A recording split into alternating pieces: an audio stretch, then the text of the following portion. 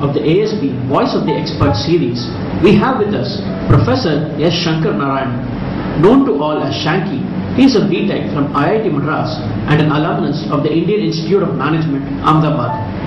Dr. Sankaranarayanan holds a PhD from the Card School of Business and has taught at the University of Kansas, University of Pittsburgh, and the State University of New York at Albany, at which he continues to be associated with. Shanky has over 10 years corporate experience both in India and the US.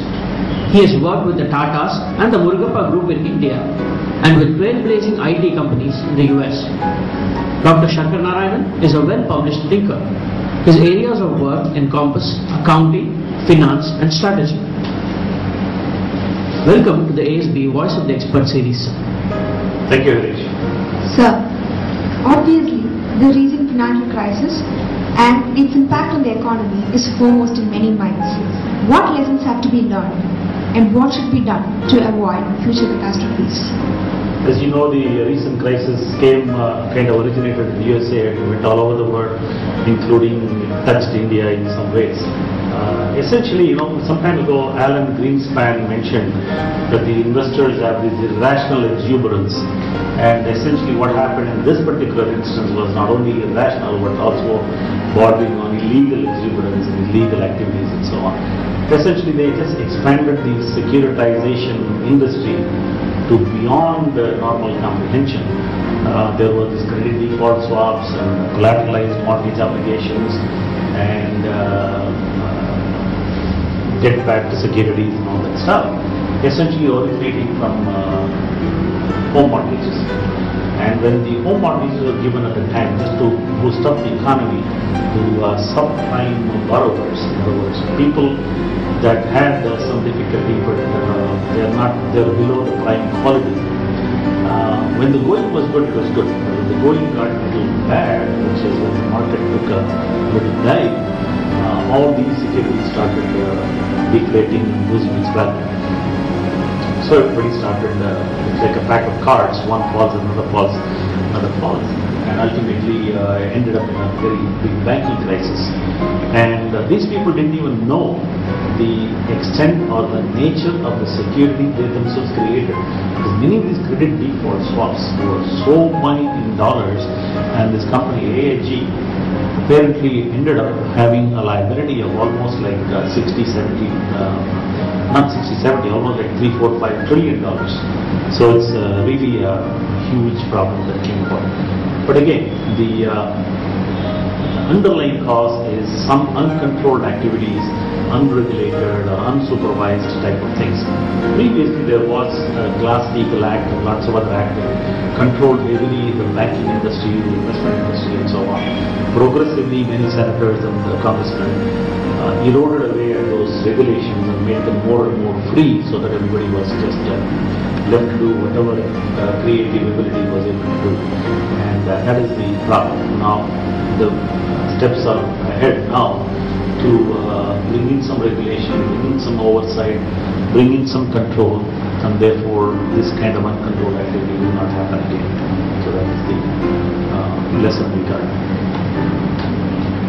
What is India's unique position in the crisis as well as its quick recovery? Is this position sustainable? India, as I just said, this whole crisis touched India. I don't think it kind of impacted to the extent that India was affected in a very adverse manner. The key in India as to why it did not bother so much is that in India, due to the culture, due to the tradition, Indian companies as well as Indian households are somewhat,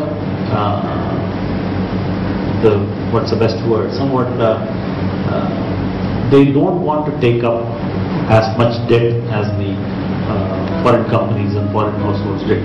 In the US, it is not uncommon to see a company which is leveraged 3 times, 4 times, 5 times. And in households, you will find that the indebtedness of the household is almost like $10 to $1 of income, $5 to $1 of income. And therefore, that high leverage in the times of financial crisis will work very negatively on them, and therefore you cannot sustain the activity. In India, fortunately, the degree of leverage is very limited. And also the companies were conservative. They wanted to keep control. Therefore, there was a lot of hesitancy to take on more the debt load. And the families also, when we were kids, we only bought what we could afford to pay full amount. Now, of course, everybody is having credit cards and all the other finances. But nevertheless, we are still conservative in the amount of debt we take. That is what helped us. And it is sustainable if we are watching our steps and do not expose ourselves too much to the foreign risks that are there. So, some of the recent crises have been the result of unethical, fraudulent and criminal behavior of some of the participants in the economy. What role can the accounting profession play in detecting these as a part of their audit responsibility? What changes need to be placed for deterring bad behavior and for detecting such behavior early on? Remember last year when I was here, this Satyam crisis was breaking out. Just about the same time, there was another famous case in the US called the Bernie Madoff episode. Now, Satyam will all tell you, this Bernie Madoff was an investment banker that took on everybody else's money and investing in funds and promising and giving huge returns. Not huge, 12%, 13%, some steady returns. And what he was actually doing was not investing his money, but essentially taking from the later investors' money and then giving it to the first investors and so on and so forth. This scheme is called a Ponzi scheme. So you go up on this pyramid, ultimately everybody who came earlier are paid off and the later guys are left holding nothing.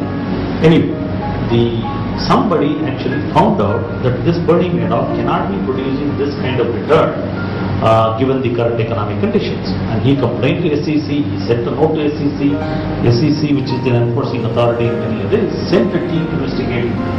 They talked to him, they went to his office and did all this thing and came back saying nothing seems to be wrong. And lo and behold, in December of 2008, the whole bubble burst, the whole Ponzi schemes comes to light, and he's found having defrauded investors to the tune of $60-70 billion, and therefore that Ponzi scheme kind of unraveled. He went to jail. Satyam had a problem and he went to jail. What we could have done is have an auditor. Ultimately, auditors are responsible for verifying the veracity of all these financial statements and results. So they should have more responsibility for investigative report, taking all the leads to find out where it leads and all that, and not just be satisfied with what the management tells us.